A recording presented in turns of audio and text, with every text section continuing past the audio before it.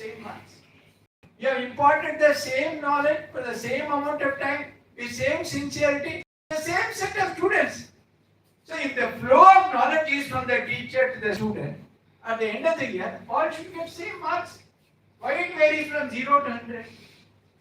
It's because everyone's retention. Not that. It is not exactly retention. See, those in whom that electronics spark was there, that got ignited when you taught them. In those it was not there, it didn't get ignited. That's why they didn't do well. Now, what is the corollary? What is the benefit of this? See, this is a wonderful idea. But what is the real benefit is, each and every student has something special.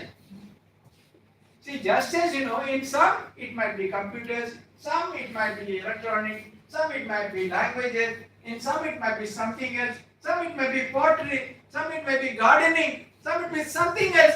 So it clearly shows that each and every student is unique. Each and every student is very extraordinary. So it completely changes the teacher-student dynamics. See, now what happens in your own class, within 2 or 3 sessions, you clearly mark out, at least mentally, oh, these are all good students, bright students, these are average, these are dullards, even if it takes for 10 years, they will never learn. You clearly demarcate, but all that will go. Then you will value each student as very extraordinary, very important, very unique. Because only thing is, you don't know what is best in that student. And when you approach a student with such an idea, the student will also connect with you differently. Now the students feel that, अरे ये तो मेरा पहले ही बुद्धू बना दिया, घोषित कर दिया, मैं इसकी क्लास में बैठ के मेरा क्या है? As against that, if the student think that the teacher values me equally, I may be 0 in computers, but that doesn't make me in any way less than the computer topper in the class. So you see how the whole dynamics of education changes if only we adopt this idea as well. So that means what? Every professor coming to college, to class, would approach the class very differently. He or she would do her subject well, his or her subject well, and at the same time would have a curiosity, a respect for every student, because every student might turn out to be a very extraordinary person in his or her own way. Steve Jobs was thrown out of Stanford. They said you are unfit even for undergraduate studies. And that man went on to revolutionize the computer world.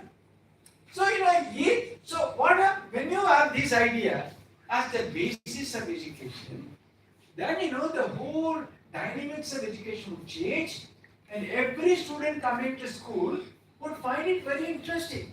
They would find that, yes, my job, my goal in life is to find out what is that speciality in me. What is that which is very great in me, whereby I can make a living, I can stand out, I will not be a pushover in the world. All those ideas will come. That is why Swamiji says at the beginning of all that, it will be in our program also, Atma Shraddha, or self-belief, is a real foundation of education. If the student believes, each and every student believes that I am no less than the topper in the class. I may not do well in academics. And incidentally, you will find that students will also be improving academically. Because quite often, some barrier is preventing them from giving their best even in academics. Not that they are useless, or suddenly you find that some students not doing well in school level at all, suddenly shining like stars at the college level, and some who are doing very well in school, not doing well in the college level at all. All that why happen? Somewhere some barrier is removed, something happens, something gets triggered. So the whole idea is that is why for education institutions and all that, apart from whatever, see, it's a huge, humongous task. Considering the number of students, the institutions, what is happening today, the facilities we are able to provide, it's a huge task to totally revamp the situation, the institution. 1 second, sir. But if we at least, if we make this as the foundation of our education, to instill in every student a tremendous sense of self-belief or Atma Shraddha, that he or she is definitely worthy not a pushover, not a useless person. You are going to make a mark in the world. Find out what is really your specialty. There you can do well. Whether it is academics or something else, any subject. It has all happened, quite often, how parents also take them along the wrong route. So I tell you one from our own monastery, a very famous doctor in Calcutta. He's a very famous doctor. Many monks used to go to him for treatment. His only son, probably, he forcefully made him a doctor. He did his MBBS, very bright, got qualified and all that in his exam, did it, and then he joined the monastery. But we found that he was extremely upset and disappointed and all that. After 4 or 5 years in the monastery, he left the monastery, went back, wrote the entrance exam again, got admitted in computer sciences, and is now doing very well as an engineer. Because his taste was for engineering, his father जबरदस्ती उनको MBBS graduate करवाया. So like that it is happening. So what I'm saying, we are unable to give the right kind of atmosphere, the right kind of help, right kind of guidance. Then it's huge humongous task to do all that. So, but then supposing at least we give these fundamental ideas, when we educate them, the self-belief for each student that he or she, irrespective of the performance in the academics, they will do well. I think your institution will be totally transformed. Because every student coming to the college will find that doesn't matter. I may not get placed. I will do some small startup. I will do something else. Because that would make, see why our startups, they are trying to say, but they are not doing that well at all. Because what you need for startup, much more than money, the self-belief that I will do well. Under any odds, under any circumstances, I will not give up, I will do well. This mentality is what should drive you for startups. It is not just the funding that you are getting. So how that will come?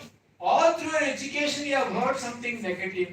All through education you have gone through the process that you are all useless, only the toppers, the IITians and all that, they alone are to be valued.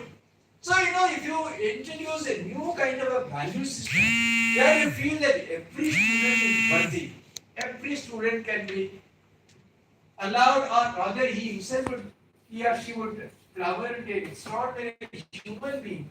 That kind of idea if our system, our education can give, I think that will be the major change that will really drive our education system.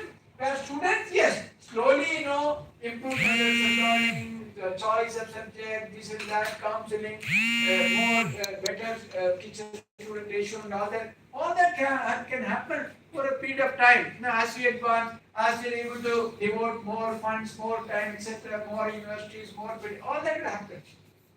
But right now, given the constraint, given the seriousness of the problem, given the urgency, can we give these ideas? So that they develop. So that is why Swami Vivekananda is so relevant. That's why Swami Vivekananda's ideas, particularly to the youngsters, because he says not only their idea that this nation is something which we all own up. All of us should contribute together so that we can make it a better place for not only us, also for the future generations to come. We have to be made better. That kind of a commitment. And added to that, this idea that through it, yes, by chance, willy-nilly I have landed up in this class, in this university right now. But that is not the end of the road for me. This is just the beginning. I can explore, I can experiment, I can find out, I can shine in so many ways. That confidence you have to give to the student. That Atma Shraddha is why. So he said this is the foundation of all education. It's Atma Shraddha.